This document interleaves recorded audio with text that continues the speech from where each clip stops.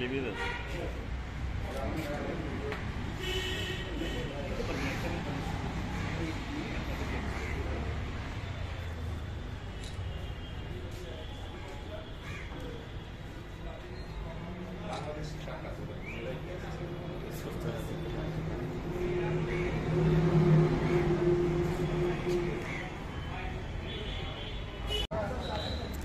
আস্তে আস্তে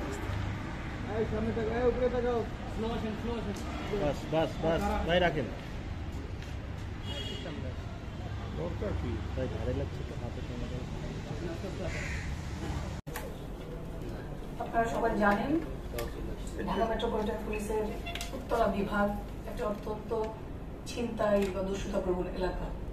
আমি বিগত 18ই আগস্ট রাতে উত্তরা ডিভিশনের উপ পুলিশ কমিশনার হিসেবে জয়েন করি এবং এরপর হতেই আমার যে নতুন টিম উত্তরা বিভাগের এডিসি, এসি ও অফিসার ইনচার্জগণকে নিয়ে আমরা মূলত এই অপরাধটাকে প্রায়োরিটি দিয়ে দমন করার চেষ্টা করি। এরই ধারাবাহিকতার অংশ হিসেবে আমাদের উত্তরা পশ্চিম বিভাগের হাউস বিল্ডিং বোর্ডে একটি ছিনতাইয়ের ঘটনা ঘটে, দস্যুতার ঘটনা, যেখানে আমরা চারজন আসামি এই ঘটনাটা করেছে বলে আমরা পরে জানতে পারি।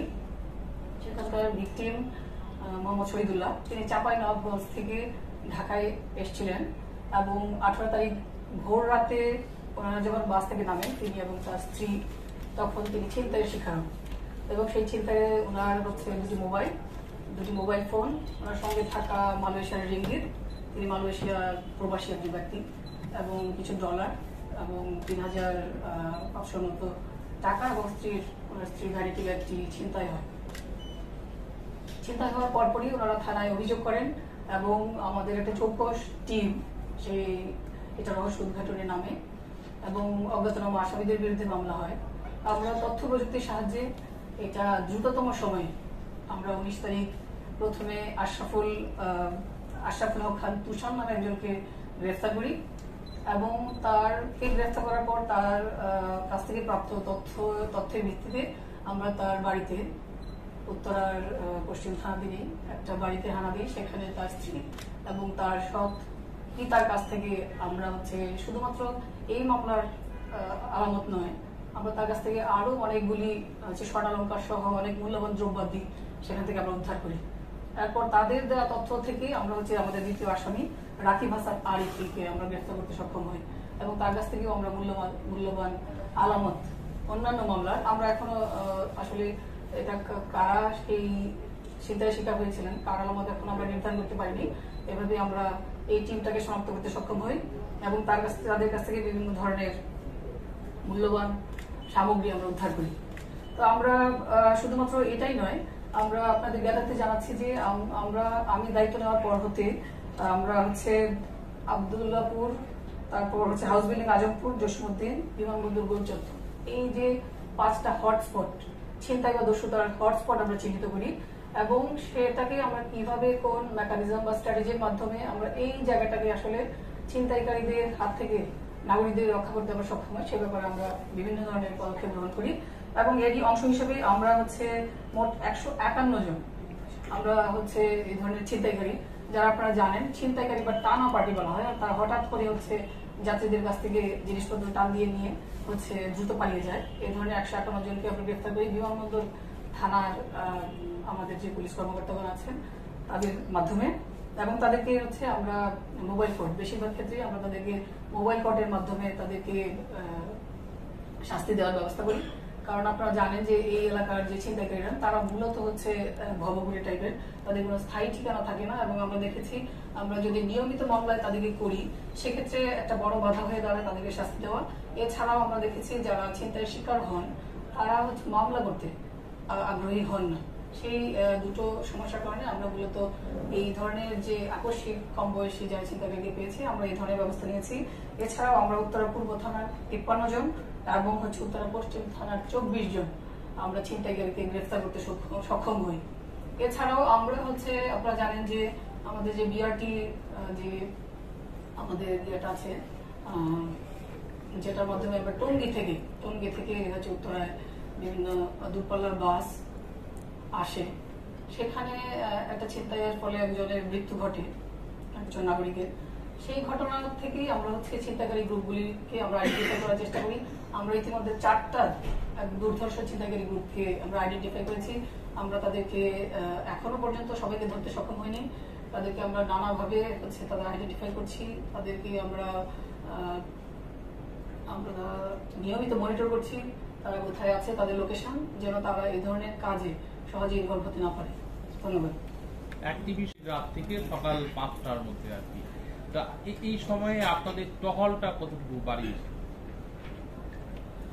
আসলে আমরা শুধুমাত্র টহল বাড়ানো না, আমরা এই যে হটস্পটগুলির কথা বললাম, এই হটস্পটগুলি মূলত আমাদের 3টা থানা কেন্দ্রে, সেটা আমি বলেছি, সেটা উত্তরা পশ্চিম, উত্তরা পূর্ব এবং হচ্ছে এয়ারপোর্ট থানা। এই 3টা থানা মিলিয়ে হচ্ছে আমরা এটাকে, আমার স্ট্র্যাটেজিক ডিসিশন এটাই যে আমরা সম্মিলিতভাবে কালেক্টিভলি চেষ্টা করছি।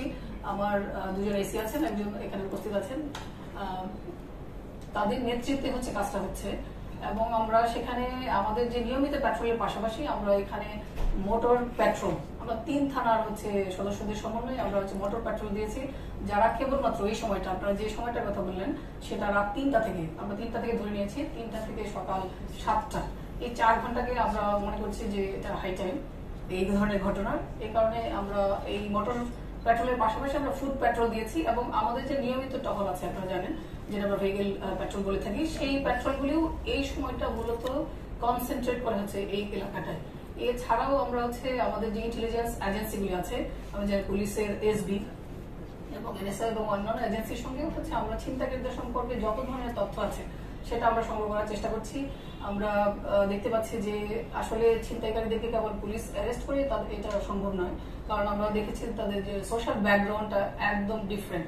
সেটা হচ্ছে তারা মূলত তারা পরিবারে বেড়ে ওঠার যে স্বাভাবিক সুবিধা সেটা তারা পায়নি। বেশিরভাগ ক্ষেত্রেই তারা বাবা কর্তৃক হচ্ছে তারা ডেজার্টেড এবং সিঙ্গেল মাদারের কাছে তারা বড় হয়েছে, তারা বস্তি এলাকায় থাকে, তাদের কোনো শিক্ষা নেই এবং তারা মাদকাসক্ত। এমনকি আমরা যে এই ঘটনায় 2জন কে আমরা অ্যারেস্ট করেছি, তারাও কিন্তু তাদের বিরুদ্ধে মাদকের মামলা রয়েছে। আপনি যে 51 জনের কথা বললেন, সেটা কেবলমাত্র বিমানবন্দর থানা।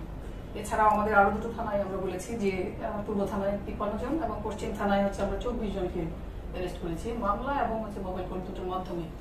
সেটা আপনি যে প্রশ্নটা বললেন, সেটা হচ্ছে আমরা দেখেছি যে একই হচ্ছে ছিনতাইকারী হচ্ছে বারবার, আমরা দেখছি যে তারা হচ্ছে সবসময় রিপিটার, তারা বারবার একই অপরাধ করছে। এই কারণে কিন্তু আমরা দেখেছি, এই কারণে আমাদের পক্ষে অ্যানালাইসিস করা সম্ভব হয়েছে, তাদেরকে আমরা স্বাভাবিক যে প্রক্রিয়া মামলার মাধ্যমে তাদেরকে শাস্তি দিতে আমরা খুব সক্ষম হচ্ছি না। এই কারণেই আমরা ভাবছি যে মোবাইল কোর্টের মাধ্যমে অন্তত আমরা দেখেছি সর্বোচ্চ আমরা তাদেরকে 1 বছরও কারাদণ্ড দিতে পেরেছি।